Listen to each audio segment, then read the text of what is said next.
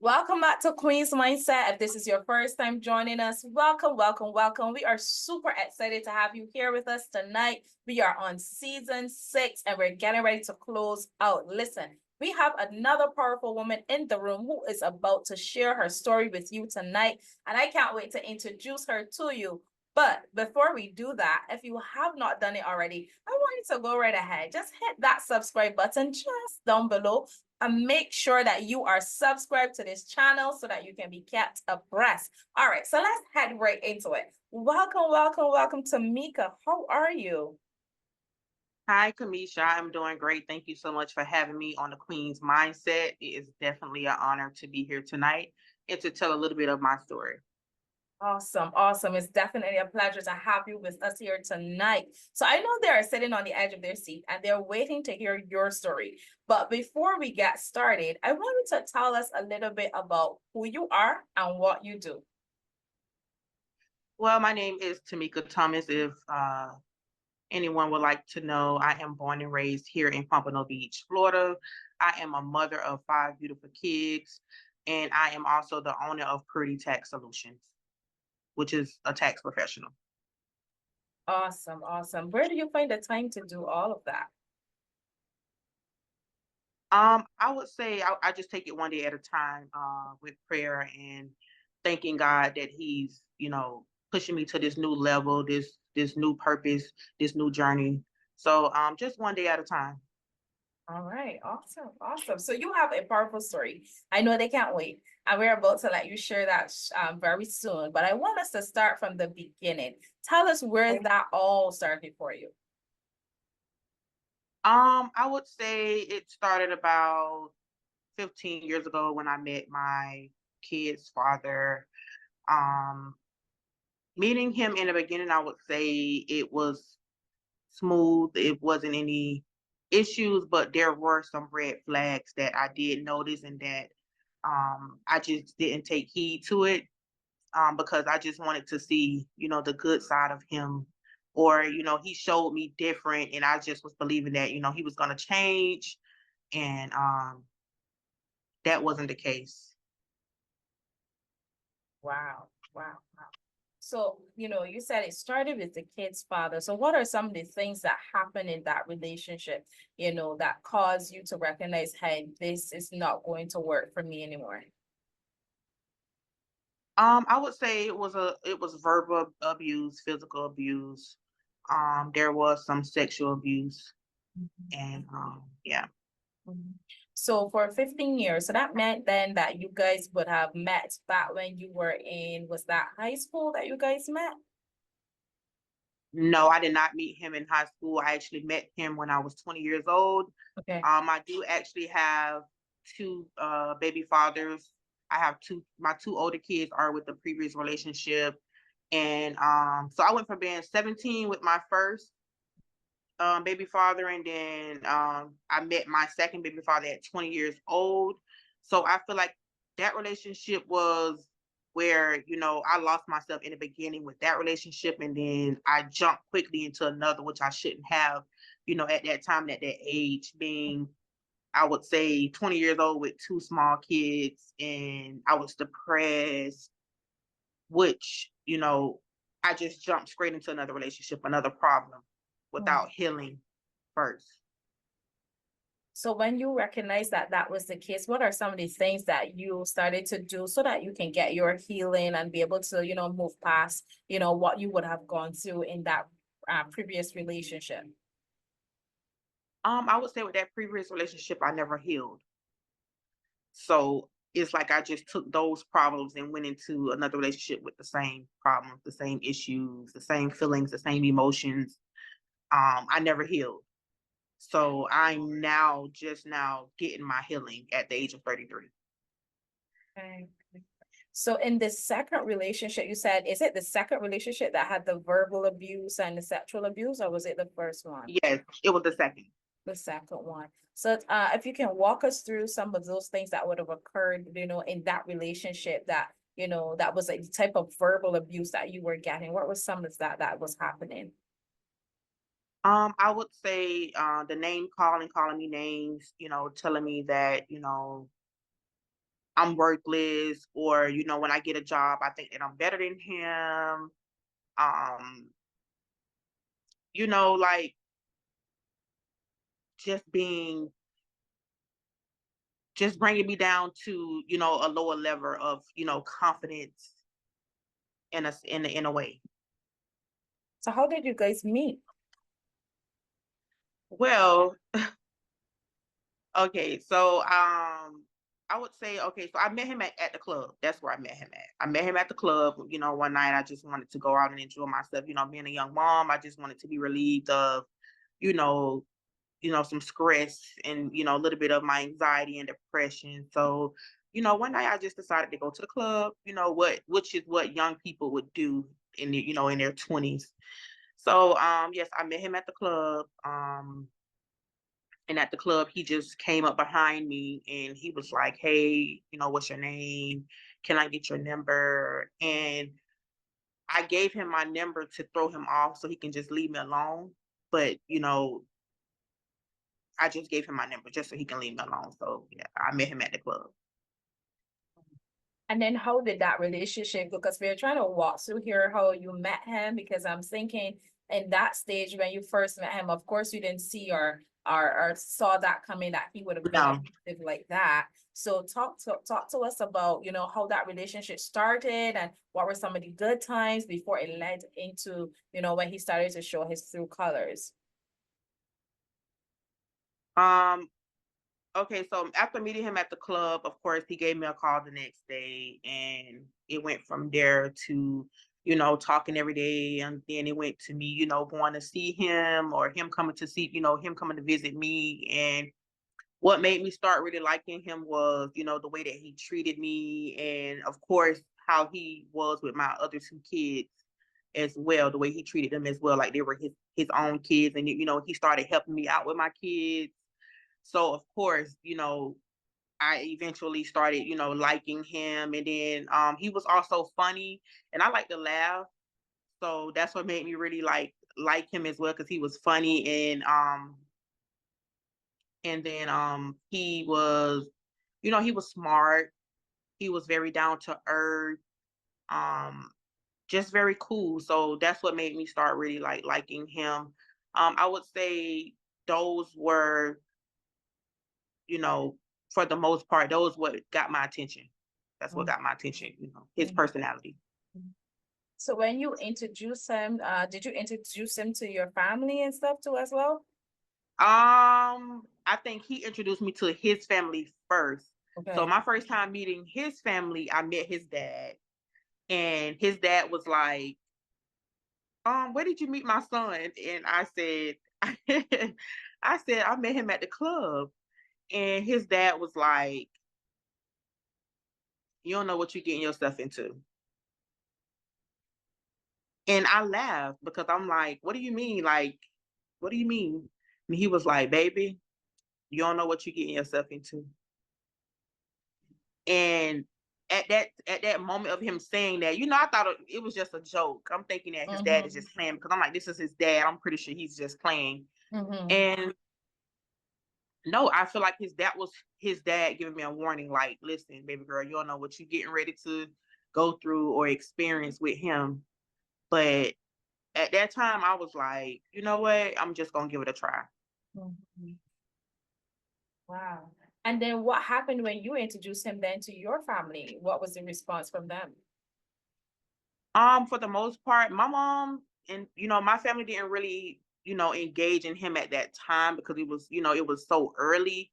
So they just basically seen him, like when I brought him around, because he's funny. So of course he's gonna relate to everybody. He's gonna work the room, make everybody laugh. And so I feel like for the most part, my family had nothing bad to say about him, but because of course they didn't know him. So they didn't say anything bad. But until everything, was coming about Right. So down the at line. what stage then in your relationship did he start then to show his true colors? How long were you guys dating for at that point before he began to, to see? I would say the first sign was 3 or 4 months in the relationship, was when he was drunk at his mom's party and he tried to fight with me. And I couldn't believe it. I'm like, why are you trying to? Because it was like so what happened was it was a big fight transpired between his mom's boyfriend and him, at the birthday gathering or whatever. And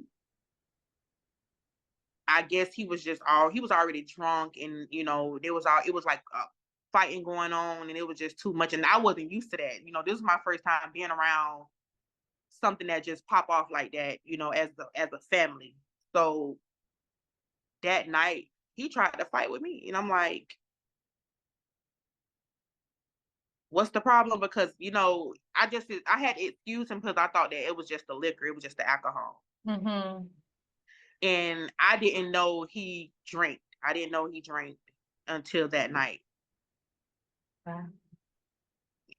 So when he started to react like that, being so aggressive and the anger coming out, obviously because he's now deflecting his anger from the situation with his mom and her boyfriend onto you, I know you said you asked him, where's it coming from, but what exactly happened? Did he hit you? What exactly happened? Walk us through that. I would say he just started like snapping on me, like trying to argue with me, and then he tried to like come towards me like he wanted to hit me, but he didn't hit me. So that's what started me, and that was the first red flag. And so I was at that point, once I got home, I was like, do I want to deal with this person, continue to deal with this person? Like, should I stop it now? Should I go any further, or should I keep it going? So the next day he called me and he apologized. He was just saying, oh, I was drunk. You get what I'm saying? So at that moment, I'm like, okay, it probably was just, the situation and then the alcohol or whatever. But it was like, after that, it was one thing that led to another. So it didn't stop. So that means then he had a trait then where he would do something to you, and then immediately after he would kind of like apologize, and you kind of feel for him, and then it goes back to, it creates a cycle. Was that what was happening? Yes, it created a cycle. Yes. Okay. So now that happened, that first event, you said within 3 months, you recognize it. And of course he came and he apologized. So you thought, okay, it's not going to happen again. When was the next occurrence now of something else that happened? How long then after that did something else come up? I would say the next thing happened to where I became pregnant with our daughter. And I was probably like 8 months along, and I had just got this car, and somebody called and told him that I was talking to another guy or something. I don't know what happened, but I was at home asleep. I didn't know what was going on. And I got the call from him stating, hey, someone just called me and told me that they seen you with somebody or you're talking to somebody else. And I'm like, why would I be doing that? And I'm pregnant with your child and I'm at home asleep. And before you know it, he was outside busting out my car windows. Wow. While my mom and everybody was in the house, like he did not care. He didn't care if the police was called. He just came. I don't know how he got there so quickly. I don't know if he was already outside when he was on the phone with me, but he just came and he bust out my car windows. And I was so hurt. I was so embarrassed because this never happened to me before. This level of, of violence towards me. Like I never experienced this before, neither in my past relationship with my other kid's father. It never got to the point where it was you breaking my things or you putting your hands on me, none of that. So this relationship definitely took a toll on me mentally and physically. So when he broke the windows and everything out, did you call the police for him? Yes, my sister was there and she called the police and she explained to the police everything. And then the police spoke with him as well and told him, hey, if you don't, give her the cash for her windows, I'm gonna have to take you to jail because you came over here and you broke out her windows for apparently no reason. She's pregnant with your child. And he was just like, I don't care. I'll fix it, whatever. Like it was like nothing to him, like it meant nothing to him. And I was so hurt, and I had to answer to my mom, my dad, like, hey, what's going on? Like, this was like a big thing to them because this is something new. And they don't even, they still don't really know him because everything happened so fast. Me dating him, me, becoming pregnant, everything just happened so quickly. And yeah. Oh, wow. So what was your mom's reaction, your parents' reaction when this occurred? They was concerned. They was very concerned, for my well-being because it was like, if he coming to bust your windows out, what else he gonna do? You get what I'm saying? Like, what else is gonna happen at this point? Wow. And I was a little bit nervous too, because I'm like, I wasn't expecting him to just bust out my windows. I was expecting him to talk. We adults, we getting ready to have a baby. Like, let's talk. Even though I was 20 years old at the time, but it's like still, let's have a conversation because I like to communicate. I like to talk things out. Like I never broke up someone's, items or, I don't like violence. So that wasn't me. Right. Right. So now you're at this place now, you're 8 months pregnant. He's definitely showed his head even further. And did you make the decision then to say, okay, I have to cut him off? Or, after that episode, what happened next? I definitely wanted to cut him off, but I feel like by me being pregnant with his child, that's what made me think like, you're pregnant and like I want to make it work, at least with one of my kids' fathers. I don't want to be from, man to man. It didn't work out with my first relationship. So I'm like, hey, God, this relationship got to work. Like, I'm not gonna be a single mom. I'm already young. I'm 20. And at that time I was ready to settle down. Like I wanted to settle down. I want to be married. I want to be a wife. I didn't want to go from man to man and just being a single mom with kids. So I feel like with this relationship, I really wanted it to work.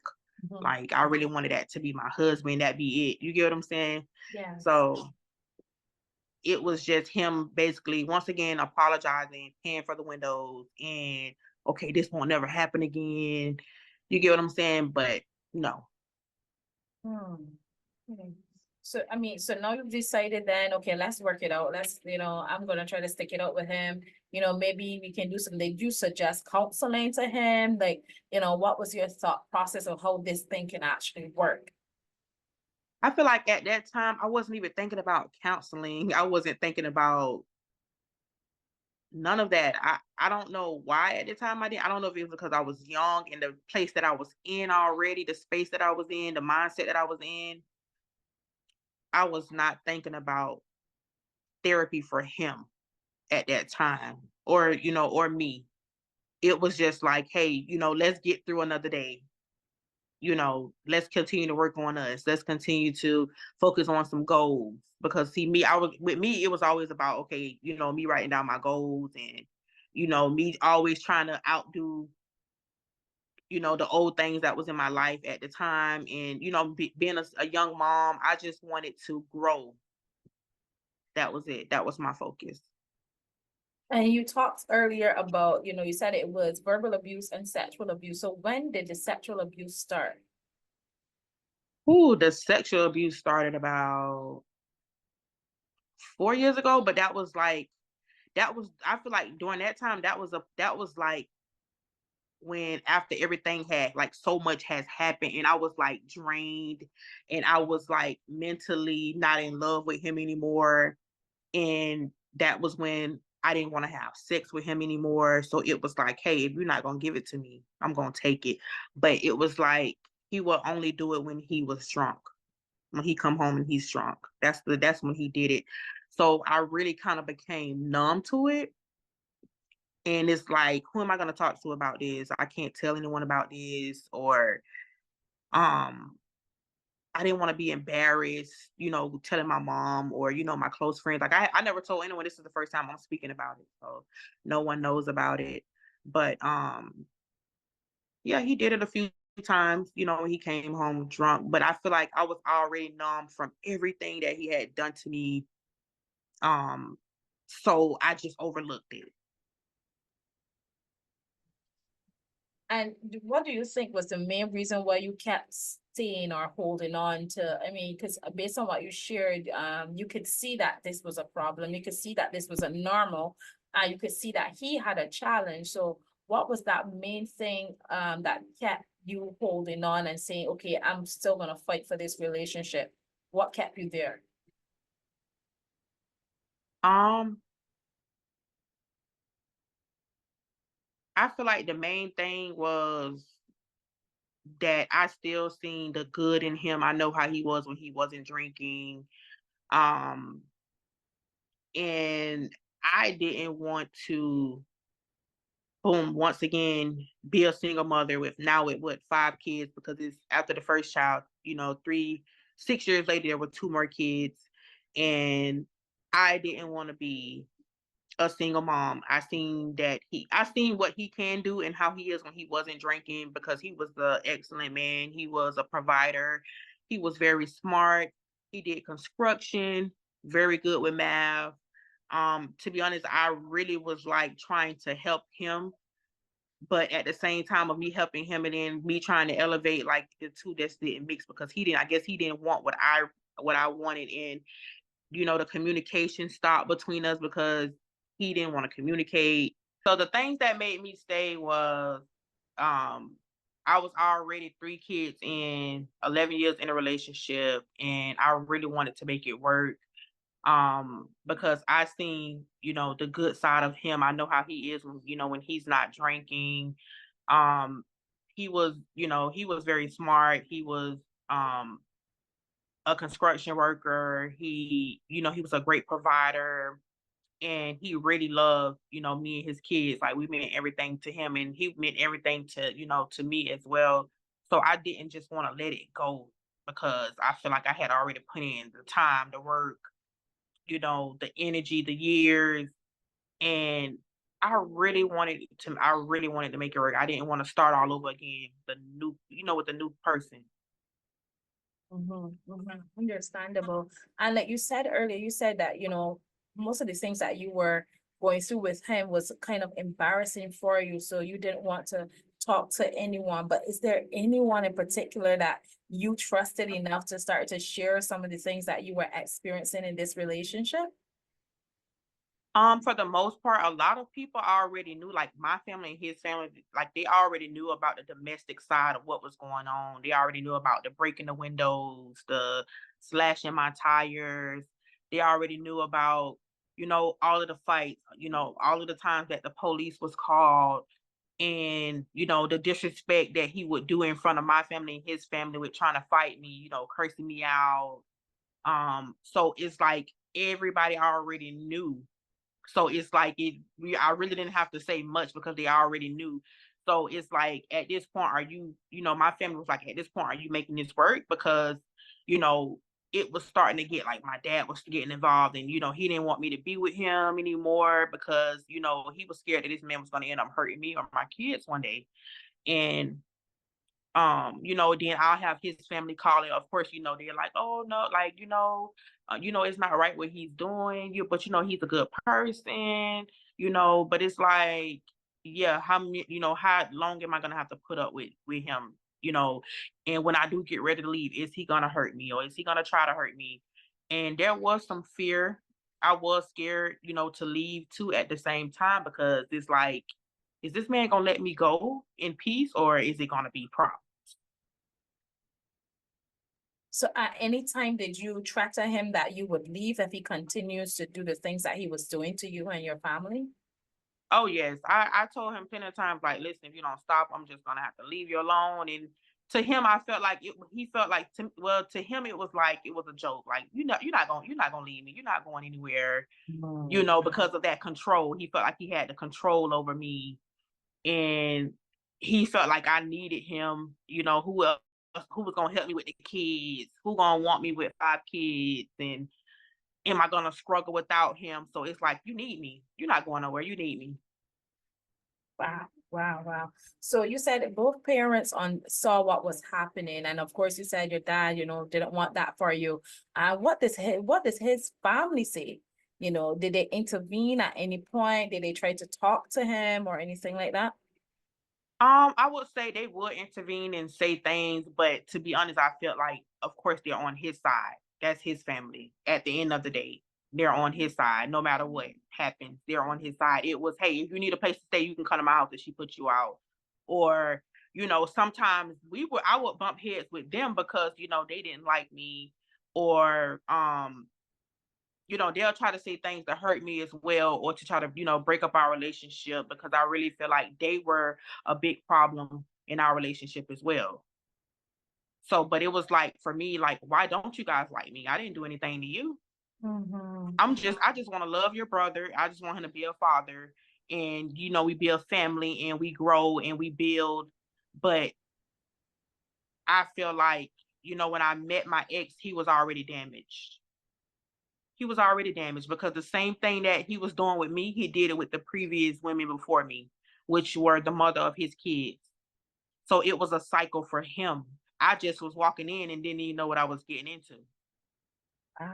So no, I'm like that. You said what you said there, of it being a cycle for him, he was already damaged. Looking back on everything as you walked through your process of healing, were Yes. you able to identify what caused you to connect to such a person who was damaged? What was it in you that was attracted to that? Were you able to identify that?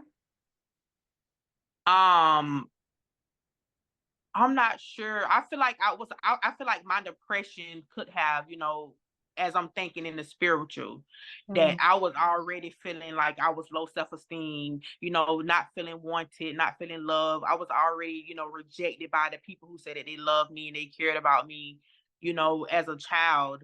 And I feel like that's probably what connected us in the spiritual. But I'm just now learning about, the Mhm. connections, the spiritual side, as I, grow and connect with God. So Mhm. yeah. Yeah. And you said that he did some really horrible things. So was one of those things, did he cheat on you as well? I feel like for the most part, cheating wasn't the thing. He never really like cheated. I would probably see him probably text someone, but I never actually caught him with anybody, or it didn't go no further than probably a text. Or if I knew about the text and I say something to him, it'll stop right away. But my biggest thing with him was the drinking. He was an alcoholic and he was a functioning alcoholic. And yeah, that was like the biggest thing in our relationship, him being an alcoholic and him not being able to control the alcohol when he drinks, him not being able to control his emotions, his thoughts, his feelings, because it was like he was a different person. He was angry and Mhm. he would lash out at me. And there were times when, no one never knew. Like when he would come home and he puts the key in the door, I would immediately get scared. Like my heart is just beating because it's like, okay, boom, he's home now, and I know he's drunk. So it's like, I got to get up. If I don't get up, it's going to be a fight. Or let me get up and prepare myself to fight so I can get me and my kids out the door. There were many nights where I had to drive to find a place just for me and my kids to sleep. And I didn't want to go to family because I was embarrassed. Like, why do I have to leave my home? This is my peace. Wow, So that's it was bad. And alcohol was definitely the main thing. But I feel like if he would have got help in the beginning, it wouldn't be like this. It right. would be it would the ending of our, relationship would not have ended the way that it ended. Hmm. And so did they have persons in his family who were also alcoholics as well? Yes, his dad was an alcoholic. And then his brother was an alcoholic. But I feel like for the most part, like when I met him, I would say 5 or 6 months into meeting him, his dad had passed away. So I feel like that's where the drinking became stronger and it became more intense. And that's where the more of the anger and frustration came from. But for the most part, from his background, yes, his dad was an alcoholic, and his dad did some of the same things to his mom as well. The abuse, the verbal abuse, the physical abuse. Um, and I feel like a part of his anger came from his childhood trauma. his childhood trauma, that he never dealt with. So Mhm. that led it to, him doing the same as to the women that come into his life, because he didn't know how to handle being,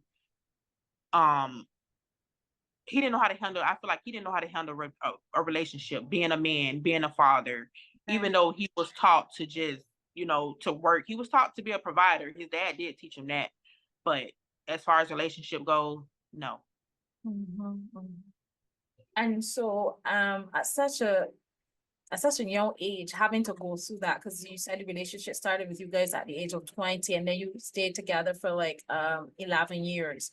So now you're going through your whole 20s with this, this back and forth and so on. How did that affect your children? Because now they're growing up in the home and they're seeing that, like you mentioned earlier, you guys had to leave at sometimes to go with someone just to get away from, everything that was happening. How did that affect them? I would say for my kids, it became normal. It was normal for them, and they really, I feel like they looked it past what was happening because they loved their father, and it was just like it's just a normal day. Nothing's happening, nothing's going on. Sometimes stuff happened when they were sleeping. I had to wake them up, but I'm pretty sure they heard it. And then, for my oldest two boys, they weren't home most of the time because, their dad, he knew what was going on, but it was like, hey, bring me my kids, they can come over here.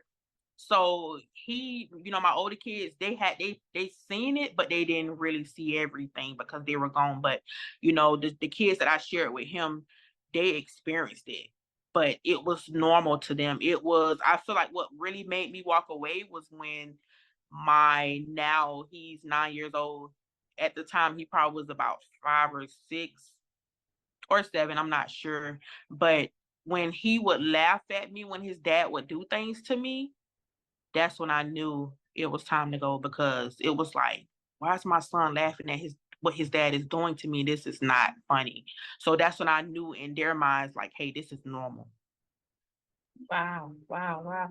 That's wow, that's serious. So now that you said you recognize that and you decided, no, it's time to go. Did you put your children through any type of therapy or anything like that? Any counseling did you do for them so that they can deal with those issues? I would say the counseling came about, when he passed away, that's when the trauma really hit us. Um, I would say that's when the counseling came about.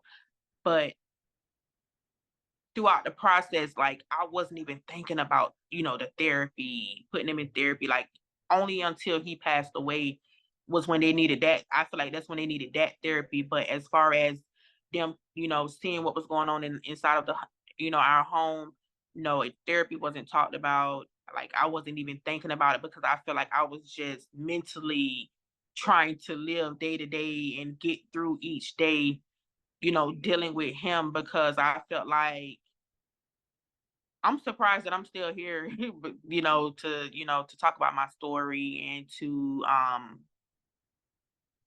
because I feel like mentally I probably would have lost my mind a long time ago if I wasn't as, strong as I was, or, keeping my kids first and God first, because my kids are, I feel like, what has kept me mentally, because I don't want anyone else, raising my children, and, they are my life. And um yeah, like, I'm surprised that I'm sitting here right now today talking to you about it, because I'm not supposed to be here. I'm supposed to either be, lost my mind or 6 feet under with him.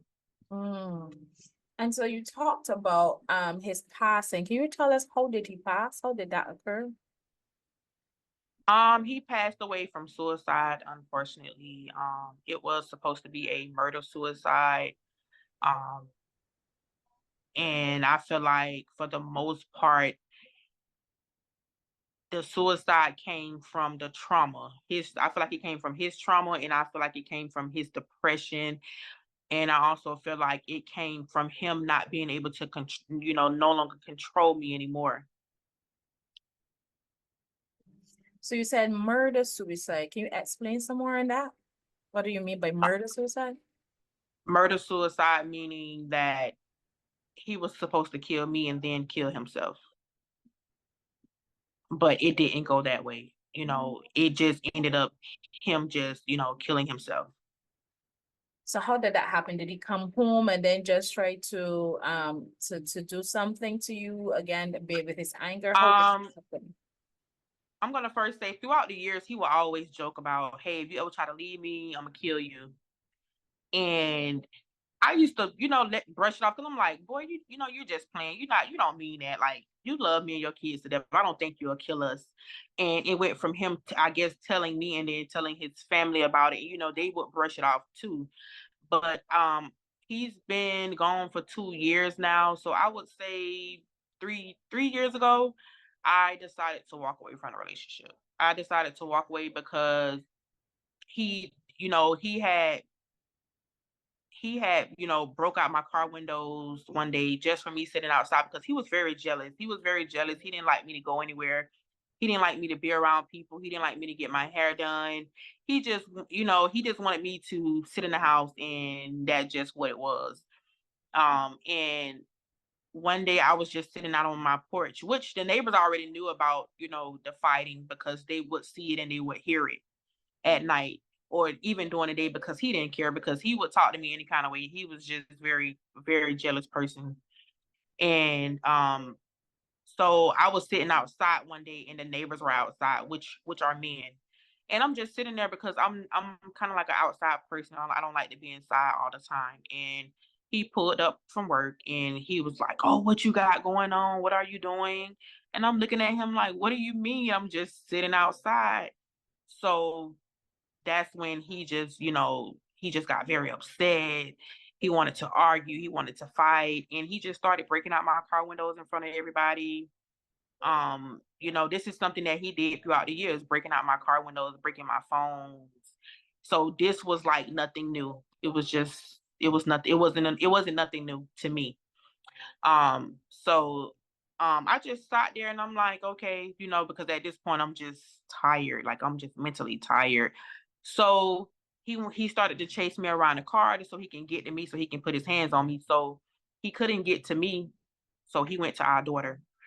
He started hitting our daughter.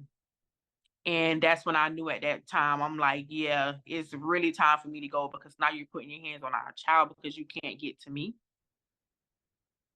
So yeah, so basically after that, it's like he came back again and he wanted to fight. So this time the neighbor was like, "Hey, what are you doing? I'm tired of you putting your hands on this woman." And the neighbor put out his gun and he was gonna shoot him in his head. So I went to tussle with the neighbor over his gun because I'm like, please don't shoot him like in front of me. Like I'm like right here. And I know my ex was drunk. He was drunk. So it went from the breaking out the windows to this man, you know, almost killing him to saying, "Hey, I'm done. I'm walking away. I can't do this anymore." And then, you know, to him putting his hands on our daughter, I could not take it anymore. So I broke my lease and I moved. I went back to my mom's house and I was at my mom's house for about 6 months and he was at his dad's house. And I feel like during that time frame, that's when it dawned on him like, oh no, she's serious.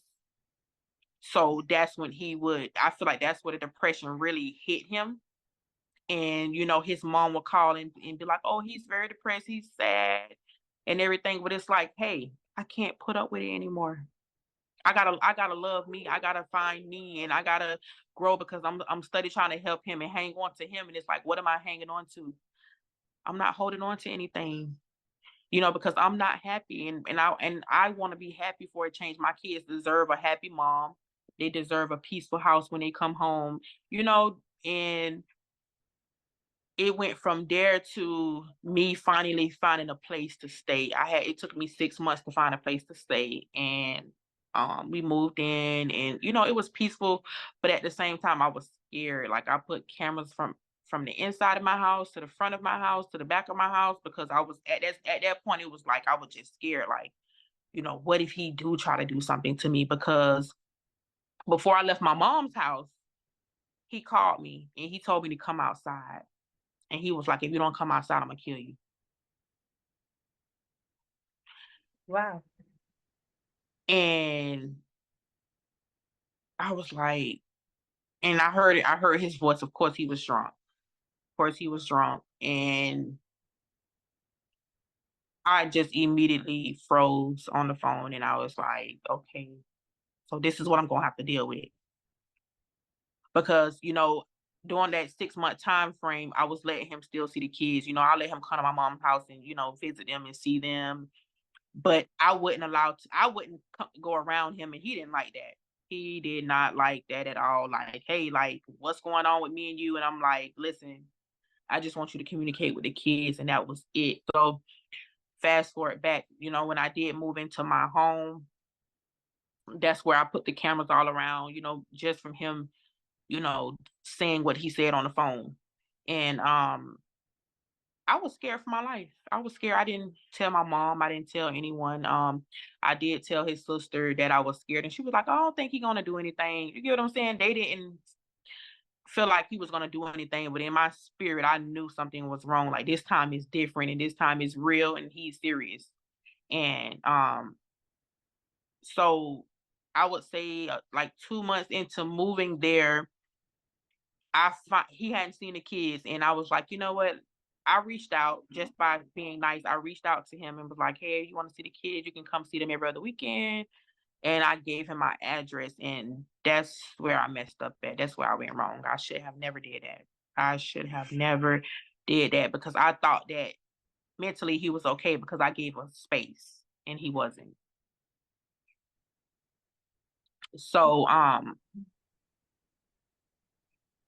so he was starting to come see the kids, and it was good. It was going good. And then after that, he basically snapped one day and was like, who are you on? I was on my phone with my friend, and I walked out by the road. I was getting out of my car, and he was like, who you on the phone with? And he came out to try to snatch the phone from me. And I'm like, hey, why are you snatching my phone? And he tried to fight with me. And I was like, you know what? I thought that you was changing. I thought that you, was okay. Like, me and you are not together. I'm just allowing you here so you can see the kids and spend some time with them every other weekend. So he left, and he was upset, of course. He just left. And then after that, that's when things started going downhill. I would say like every day it was something. Cause I blocked his number every day. It was calls, it was threats, it was voicemails that was very strange and unlike him, like that was really like horrific. Like, I'm gonna kill you, I'm watching you, I'm gonna get you. And I was scared. And one day I had no choice. I was at work. I worked all the way in like plantation. And I had no choice but to call him because the school called me to pick up my daughter. And I had no choice but to call him to go and get the kids. And of course, I had to go where he was and, around him to pick up the kids. So I did that. And he was like, cause he didn't have a car. So he was like, but he would use, his sibling's car or whatever. So he was like, hey, just take me to the store real quick before y'all leave. I took him to the store, and he got out the car, and the kids got out the car to go in the store with him, of course, to get them something out of the store. And next thing you know, he walked on my side and hit me. He just punched me in my face. And I'm like, why did you hit me? Like, what you hitting me for? Because, I didn't understand it. Like, I don't know if it was a hit because, oh, since I can't be with you, or, I didn't know what it was. He just hit me. And at that moment, I remember calling, 911 operator and asking her, how can I do a restraining order and everything? But I didn't follow through with the restraining order. And then after that, it was him,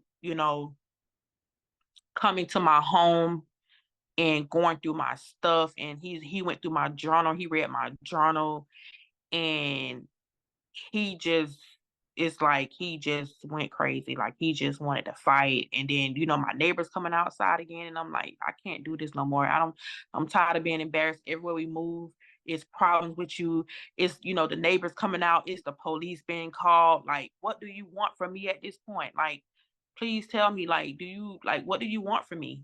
Because I have given you my life, 11 years. I have given you all of my 20s. I have given you 3 kids. I have given you the love. I have showed you the love. I have tried to help you start a business. I have tried everything. Like, at this point, what do you want from me? Because it's like I have no more to give. Mhm. Mhm. Right. So, it went from there to, and then it went from there to him ended up calling the police saying that I'm abusing my kids. The police surrounded my house.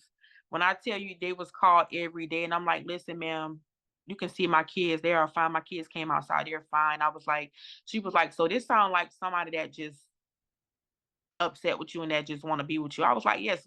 She was like, I see you called quite a few times and I see you asked about a restraining order. I said, yes, ma'am. I was like, I'm scared for my life. Like, I showed her the voice. I let her listen to the chilling voicemails, him saying, he's standing at my light waiting on me to walk outside so he can kill me. Him saying, what he's gonna do to me when he do see me and everything. And so she was like, okay, okay.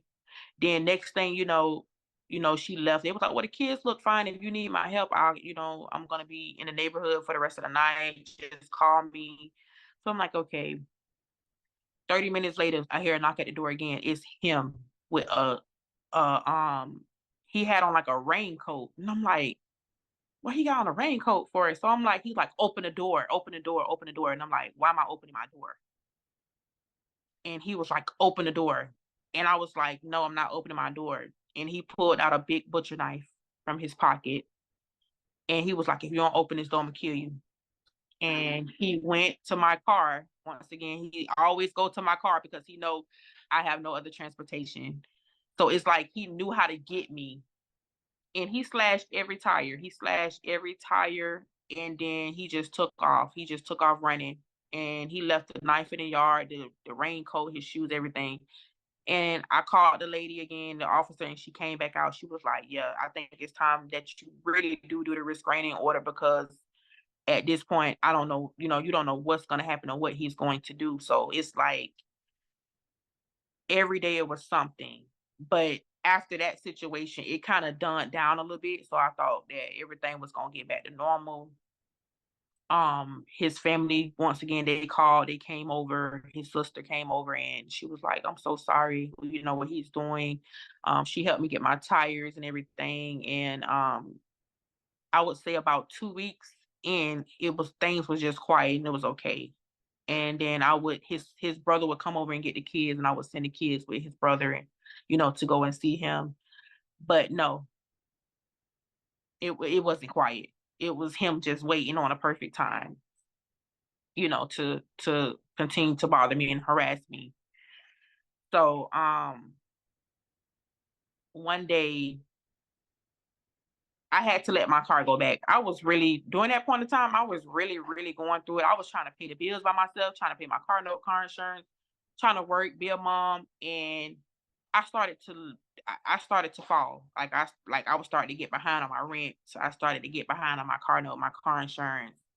Like I started to get behind because of course, being a mom of 5 kids is not easy. And yes, I was making probably like $22 an hour, but still that's nothing with bills and kids. So of course, boom, I'm gonna need him. So guess what? I gotta call him. I gotta talk to him. And it was like, yeah, he was waiting on the perfect time for me to call him. So I eventually had to let my car go. My car had to go back. And it's like, boom, I need him. So it went from, him helping me out to really not helping me out. He was just doing it just to get around me, to be around me, to be in my presence. And I remember me calling him to pick me up. And he came and picked me up from work and he picked up the kids. And I remember getting home and going directly up the stairs because I had a townhome. I went upstairs and as I was coming back down, he was waiting on the stairs with a gun. He put the gun on the stairs for me to see that he had the gun.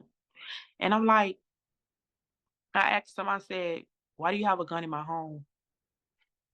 And he was like, oh, nothing.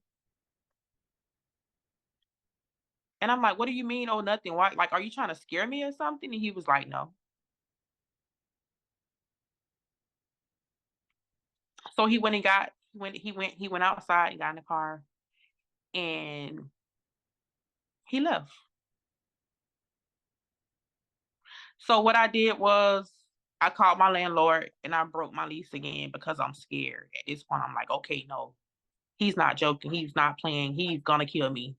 And that's just what it is. Like, he's not gonna stop because I'm thinking he's helping me out. In reality, he's not. He's just using it to get around me so he can hurt me.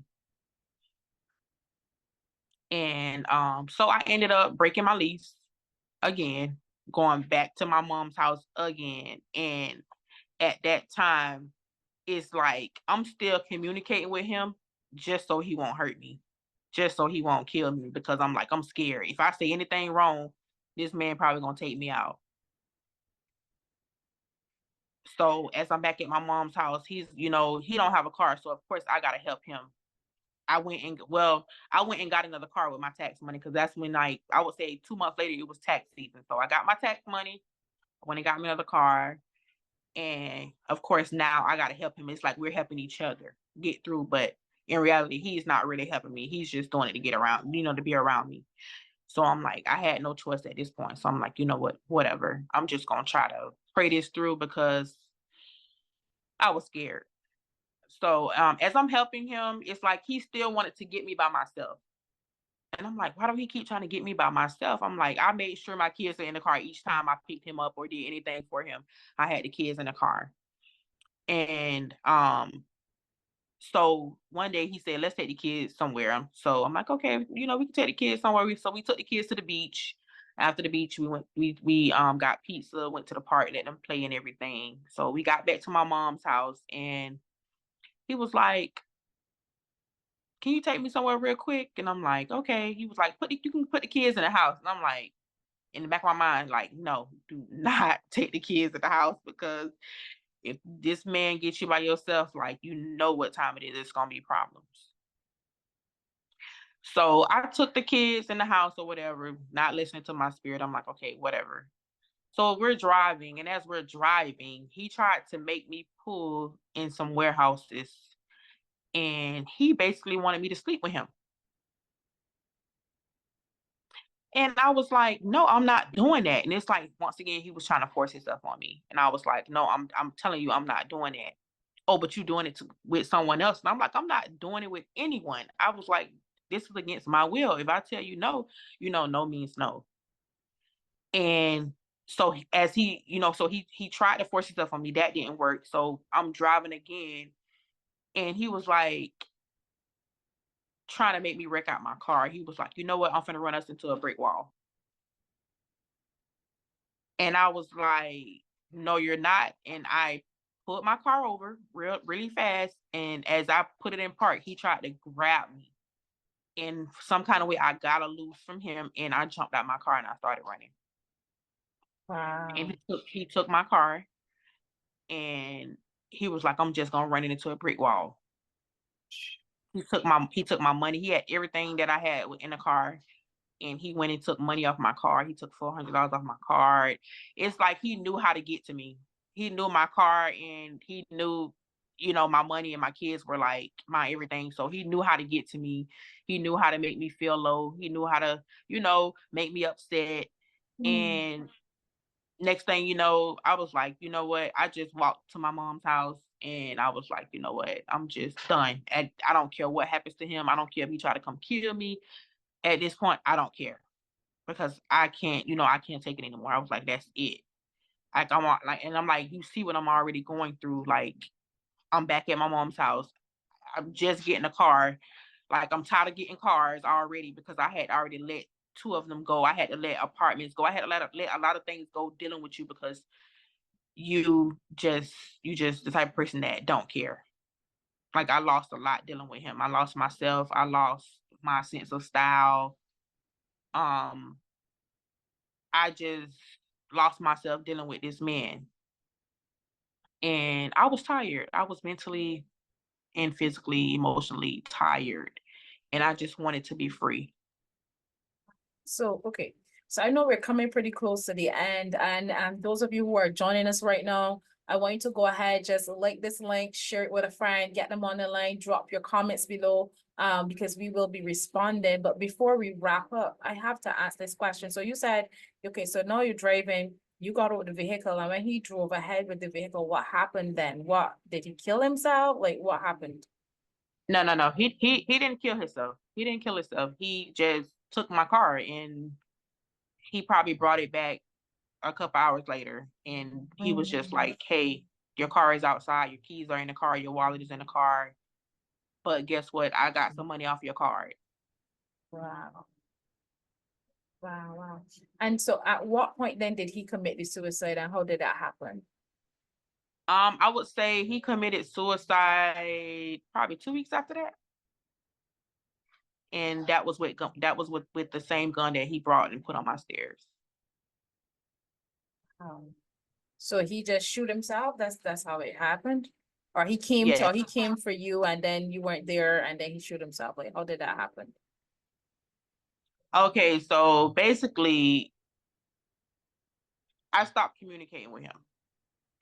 And that was like what that was that okay, so that Saturday, that was when we took the kids to the beach. And Sunday passed, I didn't hear from him. Monday, I didn't hear from him.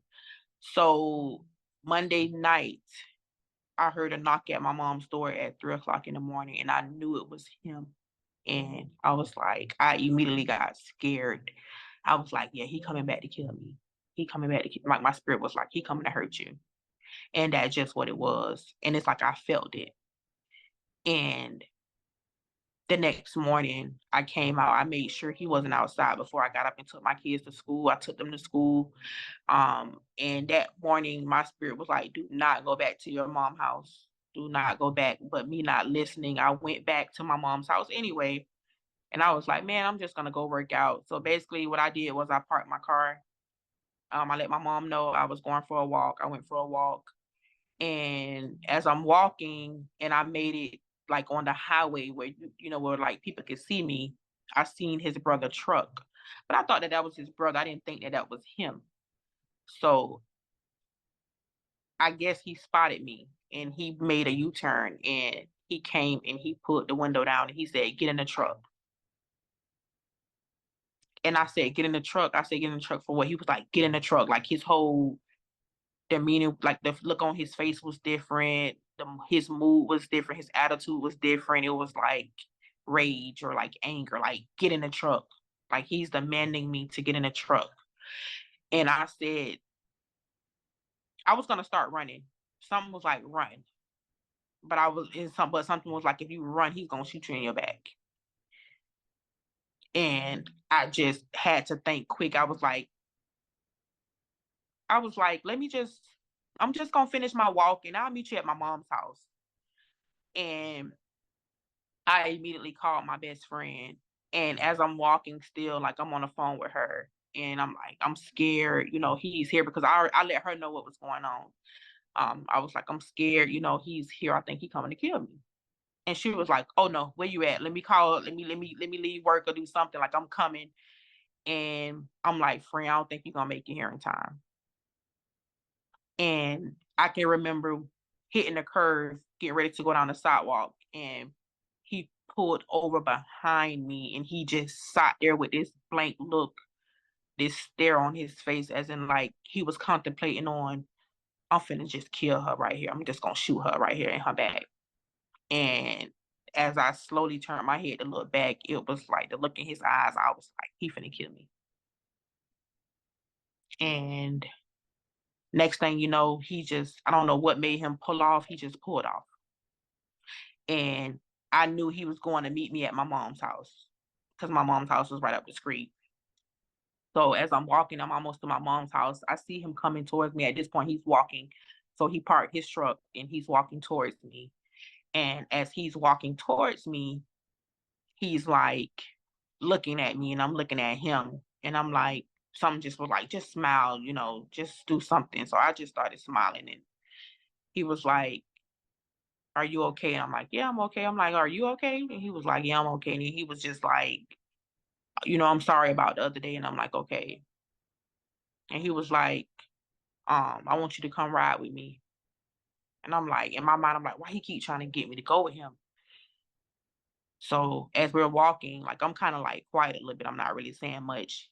As I'm walking up to my mom's door, he like, come get in the truck. And I'm like, no, I'm gonna go shower real quick or whatever. He was like, okay. And the whole time he's waiting on me. He's waiting on me. He's waiting on me outside. And as I walked through my mom's door, she was like, who came looking for you? That's his nickname. His real name is Alfonso. She was like, who came looking for you? And I told him you went walking.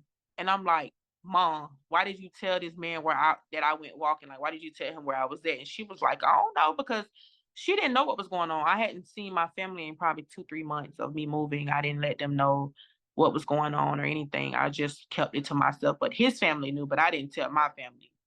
I just kept it quiet because I was just going through it. Like I was just going through it. And I was like, you can't be telling people where I'm at, because what if somebody coming to kill me? And I think that started her brain, like, what's going on? Something going on. Because when I showed back up on her doorstep, my mom never asked me any questions, like, what's going on? And I feel like at that moment, she probably felt in her spirit something was going on. And she just was happy that I showed up, because she hadn't heard from me in 3 months. So she was like, can you take me to Walmart? And I was like, boom, yeah, that's gonna be the reason for me to get him to leave me alone. So I'm like, okay, yes, let's go to Walmart. So as I'm walking out and he see my mom with me, so he like, where y'all going? And I'm like, I gotta take her to Walmart. And he was like, I'm coming too.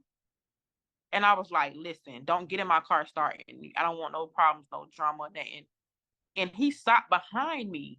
And I'm like, why would he sit directly behind me? So I'm like, I knew something was wrong at that moment. I'm like, okay, he got especially with him having his brother's truck. And I knew that his brother's gun was in that truck when he picked me up last time from work. I knew he had it. So we get to Walmart. My mom gets out. And I'm like, listen, I don't want no problems, no drama, nothing. And something was just like, you need to get out the car too. Don't sit in this car with him. So I got out the car. And he's walking with me, and then it's like he wanted to argue with me in the parking lot. And I'm like, listen, you go ahead and act the fool, because the police is here, as you can see in the parking lot. So if you want to act the fool here in Walmart, go ahead. So everything was good. He was like, okay. He started acting okay.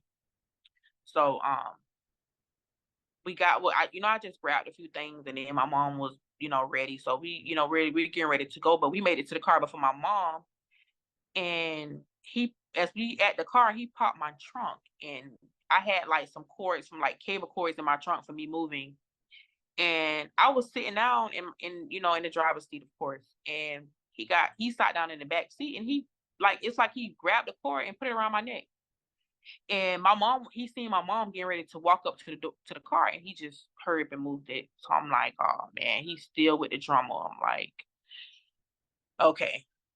So as we're pulling off, his brother was calling for his truck. His brother was like, hey, where you at? You've been gone too long. I need my truck. So I'm like, okay, thank God. I'm like, this is just God right here calling to get him away from me. So I hurry up and got back to my mom's house so he can get in the truck and he can leave. So at that moment, I pulled up and let him out, and me and my mom went to the hair store, and we came back. So I was going to go inside and fix my hair, and then I was going to go and get my kids. So next thing you know, I went outside to grab something out of I think I went to grab a hairbrush or something out of my car. And he was outside, just outside again in his brother's car at this point. I'm like, well, what's going on? So he wanted one night, he was like, get in the car. And I'm like, you just left from here. I was like, well, what happened? He was like, nothing, just get in the car. And I'm like, why? Why do you keep trying to get me in the car with you? And he was like, nothing. So I knew at that point, like, it was on and popping. Like, he was on demon time. He was ready to hurt me. So I was like, I'm going in the house to fix my hair. I gotta go pick up my kids soon. So 30 minutes passed. I was still in the house fixing my hair or whatever, getting ready to go. So I went back outside, and he was still outside waiting. 30 minutes later, it's like he was not leaving until I come back out. And I was going to get in my car, and he was like, "Where you going?" I was like, I gotta go pick up the kids or whatever. I can't be late picking them up. And he was like, "Okay, let me ride with you." And I'm like, "No, you can't ride with me because you're gonna try to fight, and I don't have time. I don't want to fight." And he was like, "No, I'm not. I'm gonna be good or whatever." And once again, I let him in my car. Like, why did I do that? Why did I allow? It's like as I think about it, it's like how many chances are you gonna get this man? Like you done gave him chance after chance after chance after chance, like years of chances, and it's like you still gonna trust this man?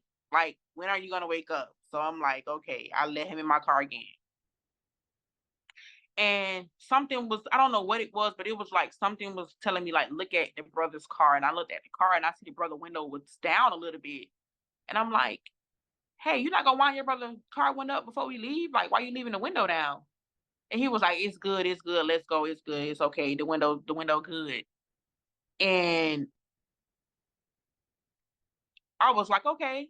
And I pulled off and we get to the light, and then next thing you know, we get on I-95, which is the highway here in Florida, I-95, and he pulled out the gun and he clicked it back and he said, both of us gonna die today.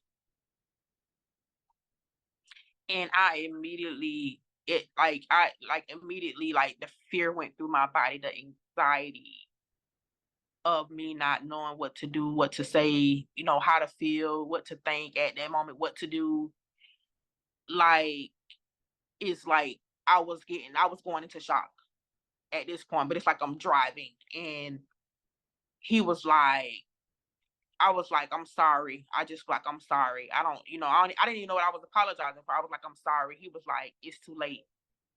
He said, he was like, it's too late. And I was like, why are you doing this? I gotta go we gotta go get the kids. I can't be late. And he was like, it's too late. And he was like, throw your phone out the window. And I was like, I just dropped the phone. Like the phone just dropped. I don't know. It just hit the floor. Like it just dropped out of my hand. And all I remember is him telling me, get off the exit.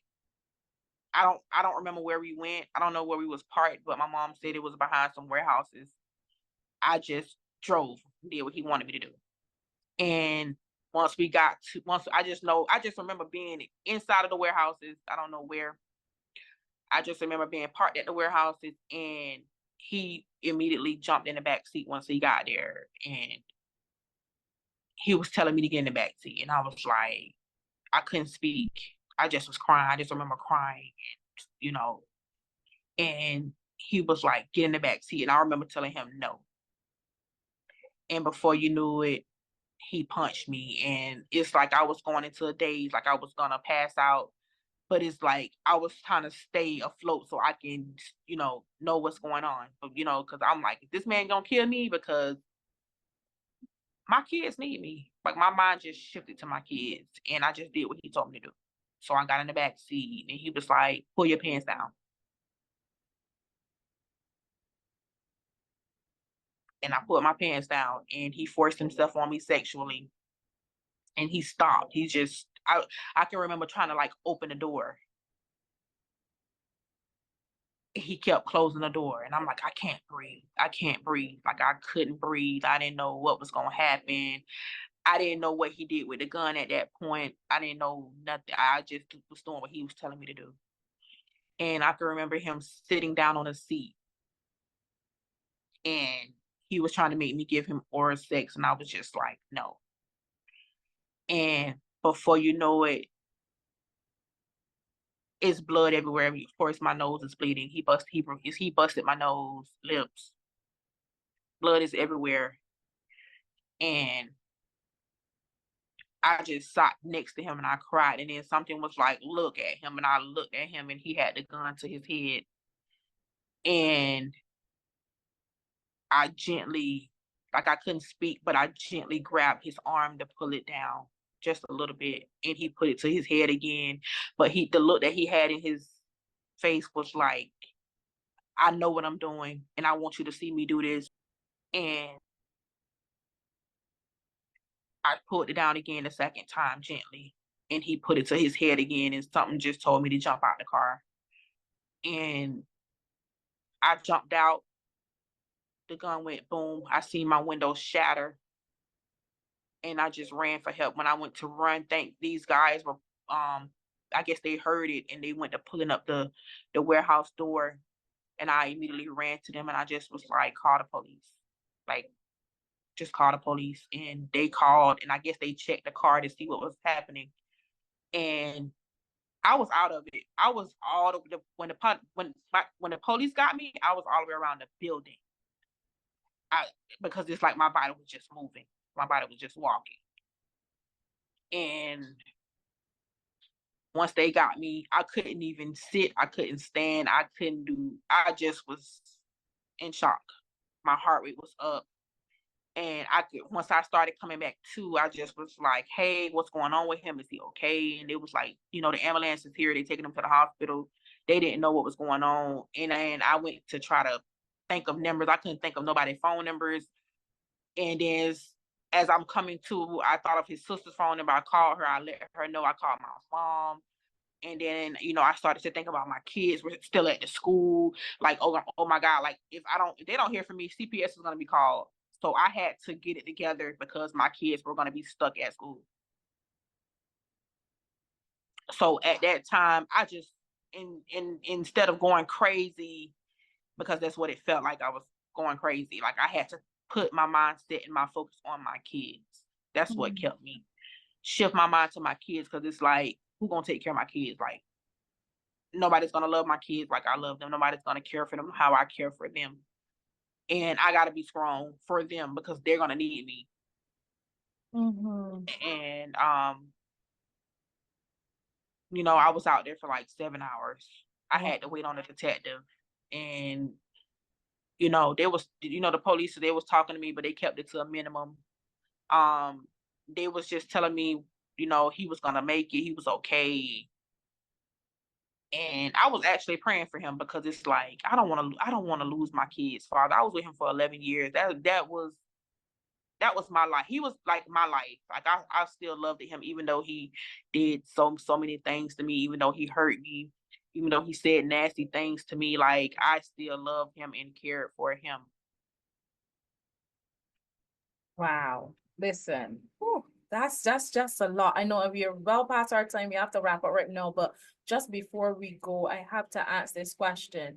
Having, just hearing the story of all that you've been through and all that you've dealt with, what was that one thing that helped you to, to get to that place where you are today, where you're able now to talk about it? I feel like now I'm able to talk about it because as the 2 years that has been, that has passed since he's been gone, there was healing that has taken place. There was, prayer, a lot of prayer, a lot of asking God for understanding, and a lot of me looking over his life and his childhood and mine. I just look at it as in hurt people hurt people. And I felt like he was just a damaged person. He was already damaged, and he didn't know how to love. He didn't even know how to forgive. And the understanding that I got from it was just hurt people hurt people. Wow. Wow. Whew. This is a lot. I wish we had some more time so we can unpack some more things, but Yeah. yeah, I really want to say thank you for your transparency. Thank you for, Thank for you. sharing, because it's not easy to have to talk about something like this, and also to your bravery, to want to share too as well. And to those of you who are tuning in right now, if you're connecting to this story, maybe you know someone who have dealt with domestic violence, or you yourself have been dealing with it, and you're now trying to overcome. I want you to feel empowered by this message and know that based on Tameka's story that she has shared, that you can overcome and it can come to an end, and once you reach out to God, God is going to come in the midst and you're going to be able to get that opportunity to be able to be set free, but you can just call on him. So once again, Tameka, we're about to head out, but before we go, I want to give you the lasting words. If there's anything, words of encouragement you'd like to tell that woman right now who's watching right now, I want you to go right ahead and share with her. My words of encouragement will be to never settle for less. Always go with the red flags that you see in the beginning. Don't wait. Don't try to understand, that other person, especially when you see the red flags and the red flags. And don't wait 11 years like I did to try to move on from a situation, because it's not going to be easy, and it may not be easy for that person to let you go and move on from that relationship. And to always just put yourself first and love yourself. And tell us where we can find you. Those of them who are watching right now, they're probably connected to when you shared about your purity walk and different things that you have going on. Tell them where they can find you and how they can be in contact with you. You can find me on Instagram and Facebook at Pretty Walk. I definitely can't wait to be able to help other women that has dealt with domestic violence, or that's dealing with, low self-esteem, and not sure about, their journey or their walk with God. I can definitely be that person who will assist you. And also you guys will be able to see my journey as well. Beautiful, beautiful. Well, thank you once again. Thank you guys for tuning in. Thank you for having me, Keisha. You are most welcome. It has definitely been a pleasure having you guys here. Remember, if you have not done it already, subscribe to this channel, share this link with a friend, and of course, comment down below. And we will see you as we continue this last season of season 6. And we get ready to go into season 7 of Battered Bruised, Not Broken. So we'll see you very, very soon. Goodbye. Bye-bye.